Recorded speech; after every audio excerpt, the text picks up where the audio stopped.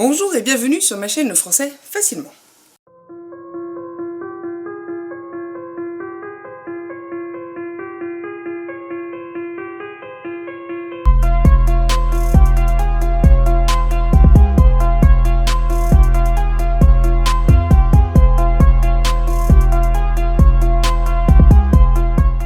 Aujourd'hui, nous allons parler de l'argot, le dialecte, pas la BD, même si je l'ai adoré. Tout d'abord, il faut savoir qu'il existe plusieurs types de langage.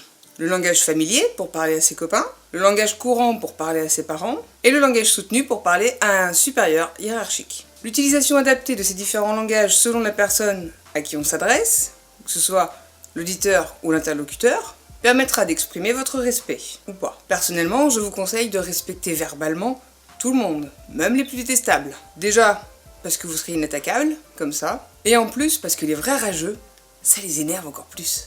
Enfin vrai. Passons à l'argot. L'argot n'appartient à aucun de ces trois genres de langage. L'argot est un langage semblable à un code spécifique à un groupe. Il permet d'être incompris des autres, donc des non-initiés. Au départ, il était utilisé par les malfrats, car il permettait de parler de choses qui étaient mal vues ou tabous, comme la sexualité, la violence, l'alcool, la drogue, ainsi de suite. Mal vues dans la société, puisque ces termes sont incompris par cette dernière. Du coup, ça permet d'en parler plus facilement. Il date à peu près du XVIIe siècle. Victor Hugo l'a utilisé dans plusieurs chapitres de Notre-Dame de Paris, par exemple, mais aussi dans son œuvre Dernier jour d'un condamné. Du coup, il existe différents argots, puisque différents groupes de personnes ont eux-mêmes développé leur propre argot. C'est logique. Et au fil des années, ces mêmes argots ont en plus évolué, pour pouvoir rester incompris du monde. Par exemple, le verlan, c'est une forme d'argot.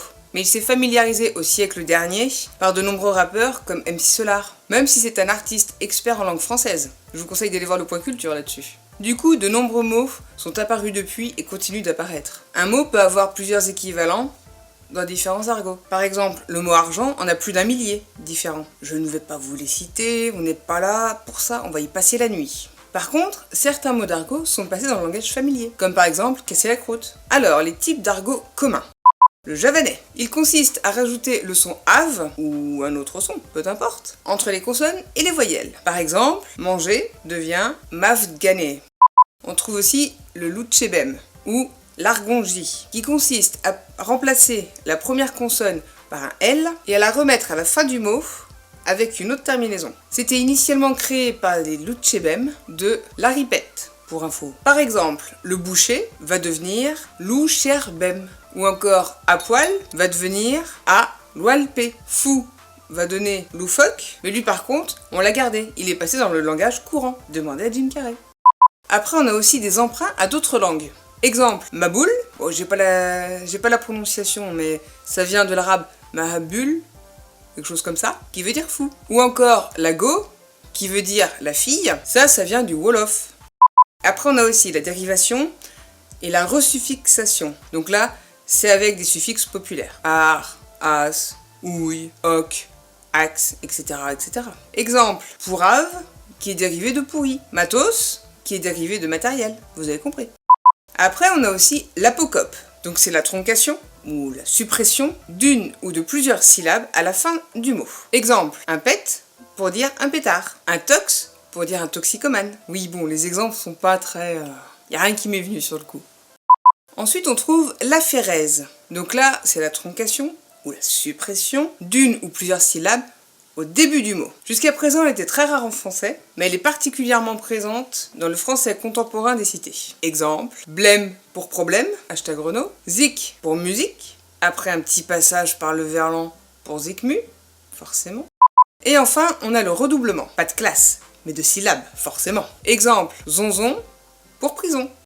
Bon, je vais quand même vous citer quelques termes d'argot pour votre culture personnelle, un petit coup d'enrichissement. L'argent, on va trouver balle, beurre, bif, bifton, blé, faf, fafio, fifrelin, des flèches, du flouze, de la fraîche, du fric, de la maille, de la monaille, ou monnaie, selon où on est, de l'oseille, des sacs, des briques, des patates, des pépettes, du pèse, des plaques, du pognon, des rallyes, des ronds, des sous, de la thune, etc., etc. Pour manger, on va pouvoir trouver becter, bouffer, boulotter, briefer, casser la croûte, casser la graine, clapper, croûter, gamelle, grailler, jaffer, mastéguer, morganer, raillaver, etc., etc. Pour les policiers, archer, bœuf, bignolon, bleu, bourdille, cochon, cogne, condé, coyote, flic, keuf, poulet, qui donnera aussi la maison Poulaya, Hendek, qui donnera les Kisdé, Schmitt, les ripoux, etc., etc. Bon, comme on est en France, on est quand même le pays du vin, donc je vais vous dire aussi quelques mots, quelques termes, pour dire sous. Beurré, beurré comme un petit lu, par exemple. Bitu, ou bituré, bourré, plein, rond, rond comme une queue de pelle, ou encore rond comme un boudin. Mais il est rond comme un boudin. Déchiré, défoncé, arraché, chaud, pacté, pompette, fracassé. Schlass, à la rue, gris, noir, strac, froid, pété, torché, fin, fini.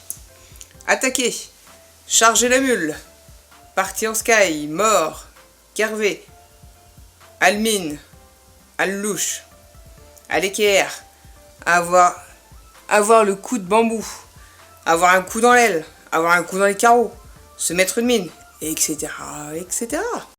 Autre exemple, se faire avoir, se faire patchaquer, se faire blouser, se faire bénéner, se faire bananer, se faire beubard, se faire carotter, se faire douiller, se faire empapaouter, se faire couillonner, se faire entuber, se faire buster, se faire prendre, se faire crosser, se faire repasser, etc., etc. Ensuite, le verbe tomber, chuter, se gaufrer, se crêper, se croûter, se vautrer, se ramasser, se viander, se scratcher, se toller, se prendre une boîte, se mettre au tas, se casser la gueule, s'étaler, se péter la tronche, se gameler, se prendre une gamelle, se prendre une pelle, manger le bitume, se bêcher, etc., etc.